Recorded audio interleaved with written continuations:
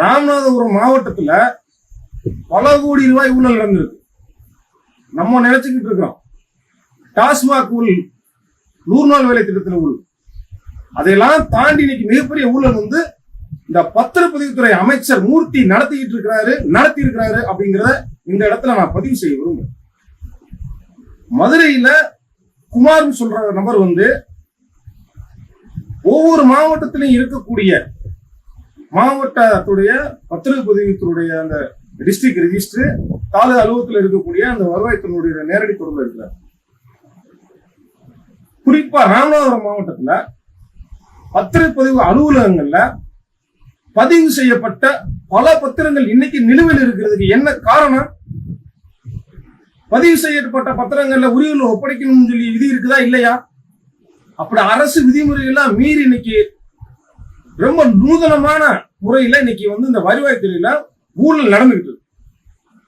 பத்திரப்பதிவுத்துறை அமைச்சர்களுடைய பேரை சொல்லி இந்த குமார்ன்றவர் வந்து ஒவ்வொரு டிடிசிபி அப்ரூவல் போட்டு பிளாட் விற்கிறாங்கல்ல, அவங்க கிட்ட பிக்சேஷன் அமௌண்ட் அப்படிங்கிற பேர்ல இன்னைக்கு பல கோடி ரூபாய் வந்து வாங்கிட்டு இருக்காங்க ஒவ்வொரு பத்திரப்பதிவு அலுவலகத்தில இருந்து.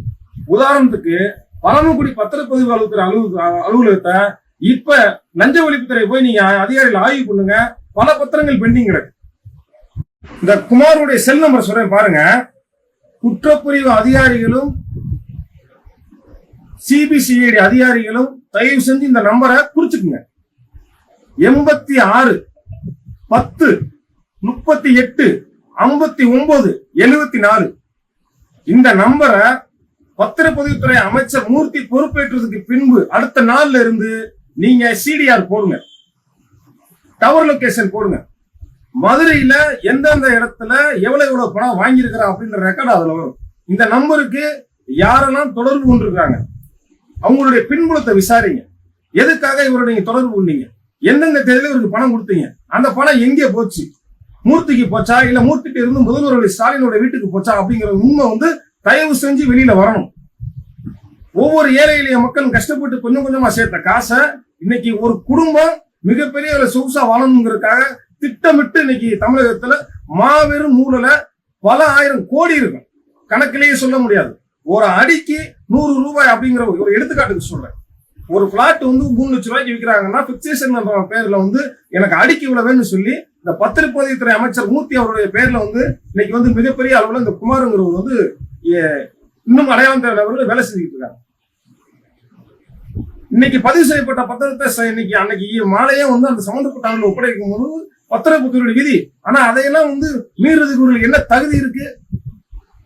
ராமநாதபுரம் மாவட்டத்தில் பத்திரப்பதிவுத்துறை சார்ந்த அதிகாரிகளும் தொடர்ச்சி அந்த அரசுக்கு வந்து ஊழலுக்கு துணை போகிறாங்க. பரமக்குடி பத்திரப்பதிவு அலுவலகத்துல சட்டத்துக்கு புறம்பா பல ஆவணங்கள் வந்து தயாரிச்சு பத்திரம் பதிவு பண்ணியிருக்காங்க. பரமக்குடி வருவாய்த்துறை ஆய்வாளர் அதாவது தாசில்தாருக்கு அதிகாரமே கிடையாது. ஆனா அவங்க கிட்ட என்ஓசி வாங்கிக்கிட்டு அதன் அடிப்படையில அரசு புறம்போக்கு நிலங்களும் நீர்பிடியில் இருக்கக்கூடிய பல இடங்கள் வந்து பதியப்பட்டிருக்கு. நீங்க பரமக்குடி வருவாய்த்துறை அலுவலர் தாசில்தார் அலுவலகத்தையும் இந்த பரமக்குடி பத்திரப்பதிவுத்துறை அலுவலகத்திலையும் மட்டுமே இன்னைக்கு உங்களுக்கு வந்து பரமக்குடி சுற்றுவட்டார பகுதியில கிட்டத்தட்ட எப்படி பார்த்தாலும் ஒரு 70 கோடி 100 கோடி ரூபாய்க்கு மேல ஊழல் வந்திருக்கு அப்படி சொன்னா உங்களால நம்ப முடியுமா?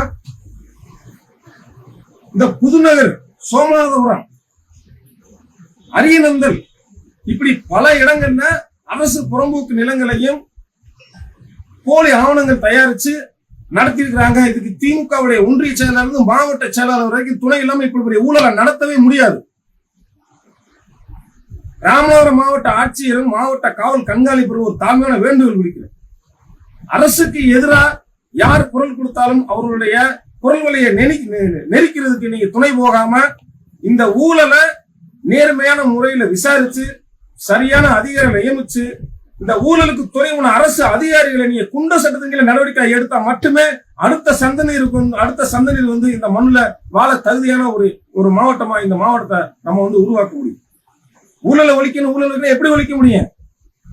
ஸ்டாலின் மாதிரி, அமைச்சர் மூர்த்தி மாதிரி, இந்த மாவட்டத்துடைய காதர் பாஷா முத்துராமலிங்கம், இந்த ஒன்றிய செயலாளர் இப்படி இந்த நபர்களை வச்சு இந்த மாவட்டம் அடுத்த கட்டத்துக்கு போகுது. அதனால தயவு செஞ்சு இந்த பத்திரப்பதிவு துறையில பல கோடி ரூபாய் ராமநாதபுரம் மாவட்டத்தில் ஊழல் நடந்திருக்கு அப்படின்னா தமிழகம் முழுவதும் நீங்க கற்பனை பண்ணி பார்த்துக்குங்க. சாதாரண வறட்சி மாவட்டம் சொல்லக்கூடிய இந்த ராமநாதபுரம் மாவட்டத்தில் மட்டும் இந்த டிடிசிபி அப்ரூவல் அப்படிங்கிற பேர்ல இன்னைக்கு இவ்வளவு பெரிய ஊழல் நடந்திருக்கு. ராமநாதபுரத்துல இந்த டிடிசிபி அப்ரூவல் வழங்கக்கூடிய ஏடி இருக்காருல்ல, இந்த ஏடியோடைய வீடையும் அவருடைய சொந்தக்காரங்களையும் முதல்ல விசாரணை செஞ்சு சொத்து குவிப்பு வழக்குல இவருடைய சொத்துக்கள்ல நீங்க பறிமுதல் பண்ணணும்.